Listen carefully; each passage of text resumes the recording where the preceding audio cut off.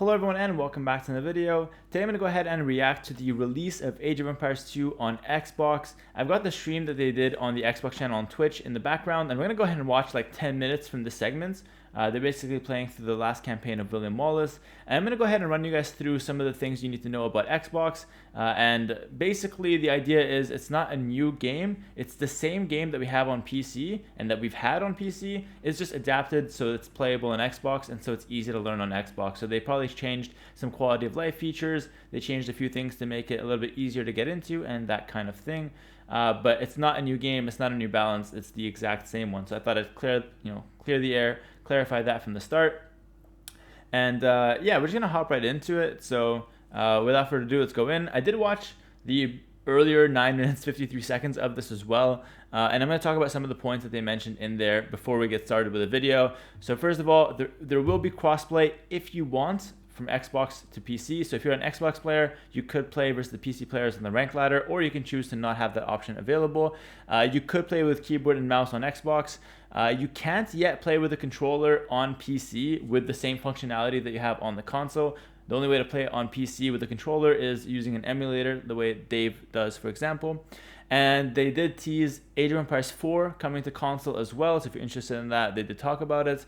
And they redid the tutorial for the start of the game, the tutorial campaign, to teach you guys how to play, or to teach people how to play with the controller and all of the new features. So that's what they talked about from the start to this point. I'm going to go ahead and watch this point, and I'm going to give you guys my thoughts as we go on.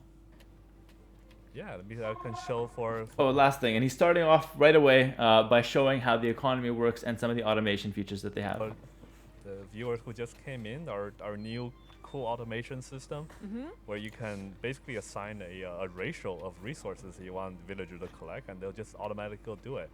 So right now we're currently on what we call the basic, which is really good for essentially the second agent up, and for most situations this is enough.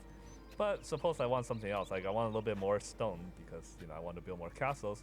Simply change the setting, and you will notice that villagers are now walking towards different assignments. Look at them go! Yeah, they're going. So they're like, hey, we need more stones. So more people are actually walking towards stones and completing their work. It really minimizes the amount of micromanagement that the player has to do. Now, obviously, we don't want to take away any strategy from the player. Correct. Like, this is a strategy game. And so the villagers won't do a lot of the strategic things, like they won't build a quarry on their own. You have to do it yourself. They won't build houses on their own. You still have to train your own villagers. They won't actively run around the map looking for more resources. You still have to do that. So we really thought about what actions the player would take are considered strategic, and which of them are just chores, right? Like let AI take care of the chores, leave the player more strategic actions. Alright, so this is the first main point that I think a lot of people had questions about. Basically, the idea that they're aiming for with the whole console version of this game is to, as you guys heard, automate the chores or the micromanagement part of the game. Now, as you can see from the scroll wheel, or not the scroll wheel, but the item wheel that they showed, you can select what kind of economy you want. Now, there's pros and cons to this. The pro is that it will fix your economy based on what you need out of the options, and it's going to do it all automatically, which speeds up how it's done and makes sure it's done correctly. The downside, that's like the only pro. The downsides to this is that you're not going to be able to select every type of economy, and in Age of Empires, sometimes you want to be very specific on what resource you're taking and what resource you don't want to be taking.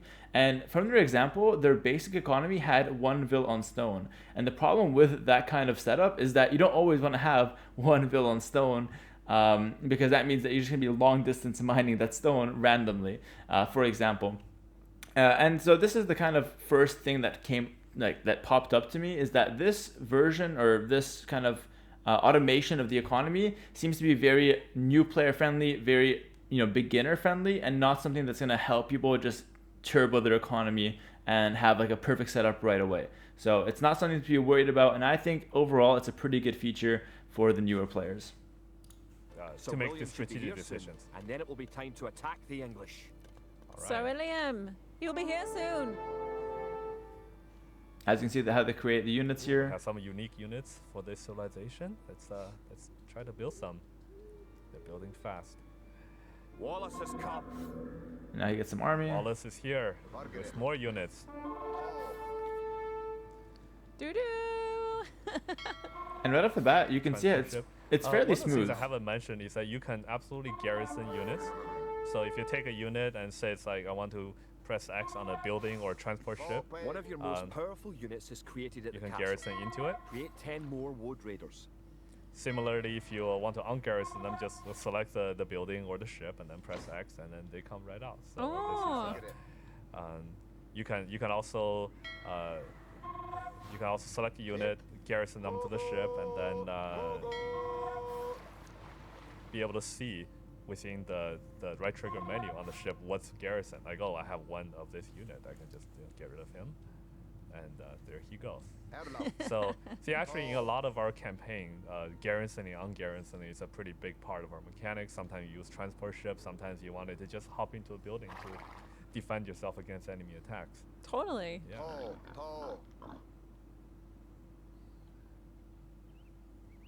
Ugh, I love the water. I love the ships. Fishing is so fun in this game. Yep. Our villagers can do everything.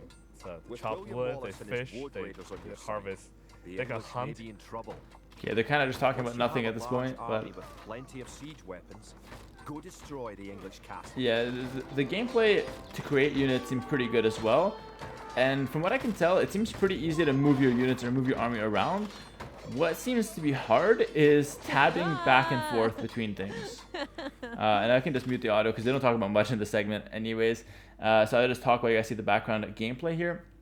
So basically, everything that you can do on PC seems to be very easy to do on console. What seems hard is managing everything at the same time. So he hasn't really tabbed back to like make vills or anything. He's still on 13 vills here. But of course, that's because he's just showing off the game. But if you were to have to like tab back constantly and make vills, I can see that being quite a bit of a tedious task. So obviously you could have the economy automated, but you still have to make villagers, you still have to make all your units. And I also think it could be pretty difficult to select one unit versus the other unit, quickly. So if you have like archers and knights, if you want to select archers and knights, you don't have control groups here from the looks of things. So it's going to be harder to select between your army, but it does seem pretty easy to select a group of army, and just command them somewhere. And it also feels a little bit difficult to select an individual unit. I'm not even sure if you're able to do that. He always seems to select it with like the drag circle. Anyways, we'll go back to the audio. Hey, our age game is so unique that we still have to do a lot of things that's very original just for our game. Yeah. Here they were talking about just other strategy games and how age is unique. So here I can basically use left trigger and left on the D-pad to just always select all the siege units. Oh, that's pretty cool. So you could select Actually only use their siege help units. to knock this castle while Not they're- bad. Oh, hi, Domi. Yes, I highly recommend this game if you are just diving into the Age of Empires family and game genre. This is great. They completely reworked it and everything, so you can go and try it out. You can try it on the console today if you have Game Pass. Yeah, you can go play it right now. Right now, literally, this morning. And for those of you with Game Pass Ultimate subscription, you can play this on xCloud. Oh my gosh! Yeah. I love the xCloud so much. Yes, this is 100% on the controller. Unless you have Yep, controller. a keyboard hiding around there somewhere. I don't Nope, know. There's no nope. keyboard in the studio. There's no keyboard in the studio. That's a weird flex. No keyboard in the studio. An Age of Empires on I mobile like is that one. coming. My goodness. It's happening. Yes, War is here. AV Mobile Attention. apparently This is is gonna be the coming. year of age. War of Age is upon us. If you don't know about Age yet, you will. I'm gonna pause here real quick just to talk about something. I heard her also say earlier that AV2 is back, it's shiny and it's new. So it really seems like their selling point and how they're marketing this game is basically just saying like, yo, this was an old game, but we remade everything and it's modern and it's easy to play and it's easy to access. I'm not sure how this marketing strategy will fare and bringing people in. I personally think that AV2 is this like just standalone without any marketing tricks, an insane game. Like the game itself is really well balanced. There's so much content, so many civilizations, so many campaigns, pretty much endless content you can play in the game. So I do feel like we have like pretty good marketing points just with the game itself, but they seem to really be pushing that it's new, that it's shiny, and that it's it's everywhere, and that people will hear about it, people will see it. And I want to know you guys' thoughts in the comments about this. I hope it's going to do well because it's going to be able to attract new people. Hopefully, it's obviously the goal. And we just want to grow the community, have more players, more viewers, and more hype around the game itself. That's obviously really good.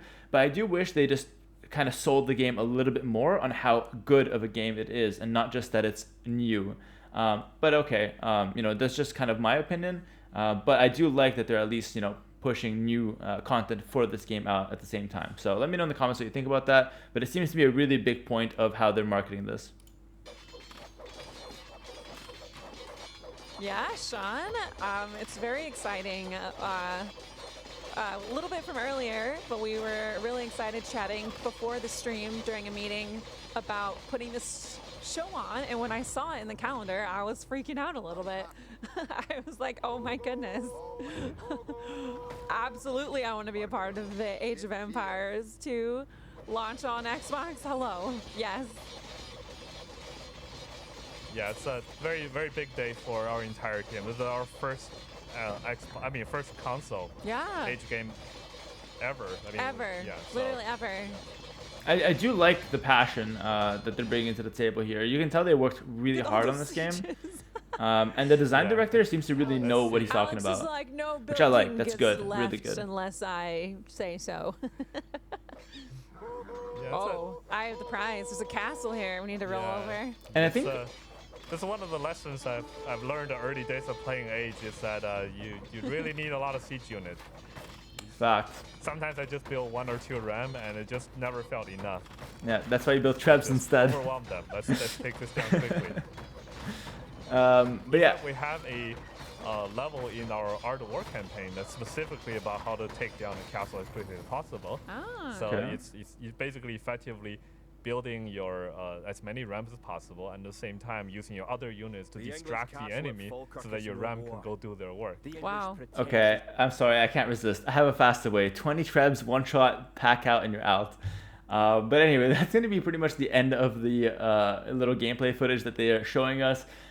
Basically, just to kind of conclude, the game looks really good on console for the beginner player and for the new player. 100%, I'm very confident in saying this.